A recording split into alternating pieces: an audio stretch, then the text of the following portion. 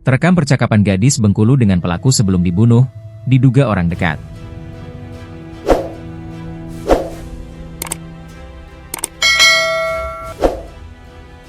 Percakapan gadis asal Bengkulu, Resma Reta, 23, atau Reta, dengan terduga pelaku pembunuhan, kuat dugaan orang dekat.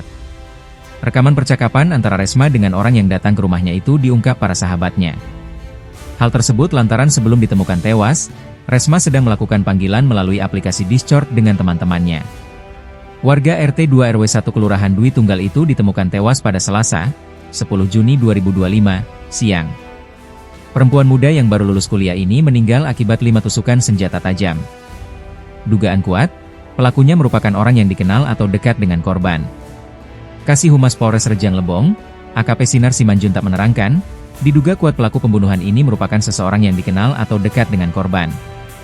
Ini dikarenakan pelaku bisa dengan mudah masuk ke dalam rumah korban dan melakukan pembunuhan dengan menusuk korban dengan senjata tajam. Selain itu, dalam suatu percakapan yang didengar oleh saksi saat teleponan di Discord, korban mengatakan, "Ngapoin kau ke Siko?" Jadi kita menduga pelakunya orang dekat atau dikenal oleh korban, karena pelakunya ini masuk dan keluar lewat pintu depan, jelas Sinar. Dari hasil visum, pada tubuh korban didapat luka yaitu 4 tusukan di leher korban dan 1 tusukan di bagian perut korban.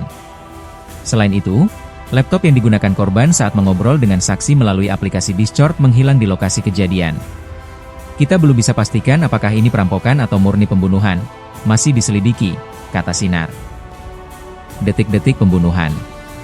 Detik-detik pembunuhan perempuan muda warga RT 2 RW 1 Kelurahan Dwi Tunggal Kabupaten Rejang Lebong Provinsi Bengkulu, Selasa, 10 Juni 2025. Sejumlah luka akibat senjata tajam ditemukan di tubuh korban. Dugaan kuat, Mareta menjadi korban pembunuhan yang dilakukan oleh orang tak dikenal, OTD. Menurut kesaksian salah satu temannya, peristiwa itu terjadi sekitar pukul 13 waktu Indonesia Barat.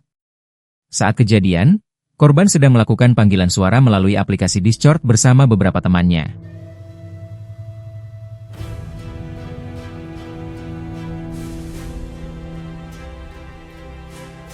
Tiba-tiba, salah satu dari mereka mendengar suara keributan, disusul teriakan korban yang meminta tolong.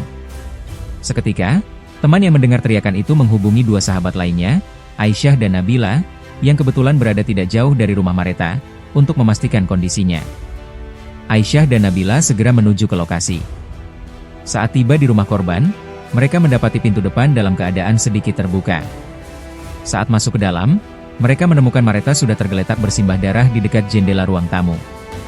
Kondisi rumah pun tampak berantakan. Dia tadi lagi teleponan, kemudian ada suara ribut, juga ada suara minta tolong. Kami dihubungi oleh temannya yang khawatir. Saat datang, kondisinya sudah seperti itu, jelas kedua teman korban. Melihat kondisi tersebut, Aisyah dan Nabila langsung meminta bantuan warga sekitar dan menghubungi pihak kepolisian. Keduanya mengaku sangat terpukul. Mereka tak menyangka sahabat mereka meninggal dunia dengan cara yang begitu tragis. Apalagi, semasa hidup Mareta dikenal sebagai pribadi yang baik. Gak menyangka kami, Pak. Dia ini orang baik. Terkejut kami pas lihat dia berlumuran darah tadi, tutur mereka sambil menangis.